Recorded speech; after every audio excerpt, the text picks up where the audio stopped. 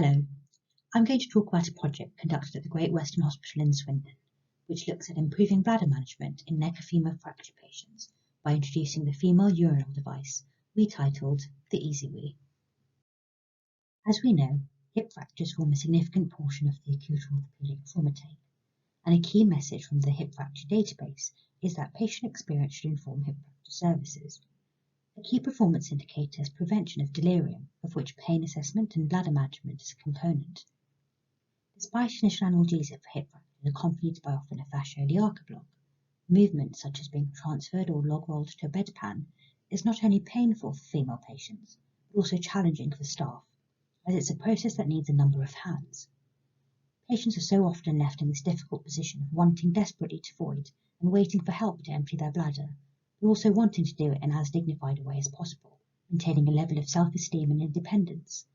And that's where the female urinal device comes in. It's something that's still novel in most healthcare settings, with very little literature available on its use.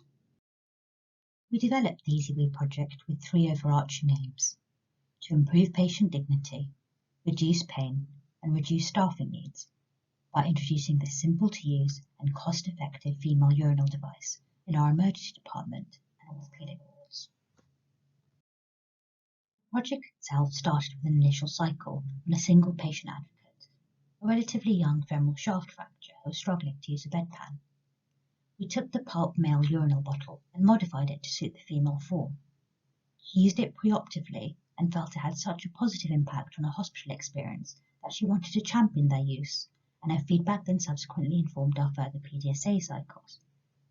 The patient group we selected were female neck and femur fracture patients, excluding those needing a catheter for acute retention.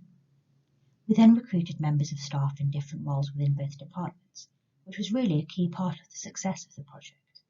These included HCAs, paramedics, nurses, doctors, as well as clinical leads.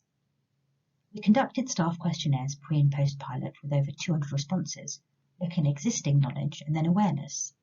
We then ran our second cycle in ED, obtaining feedback from patients and staff, and then finally conducted a third cycle within both ED and the trauma orthopaedic wards with further feedback. These cycles were over a period of 4 months, and during that time we spread the word using posters and media platforms, as well as dedicated staff training sessions on how to fashion and use the Easyweed.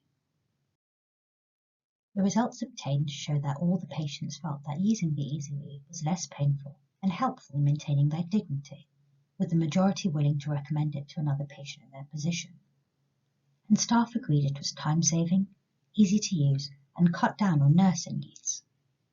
The sample size is small and the feedback itself is qualitative in nature, so not really amenable to statistical analysis, but the overwhelming positive comments and feedback we got showed us that this is something we should continue to promote and develop.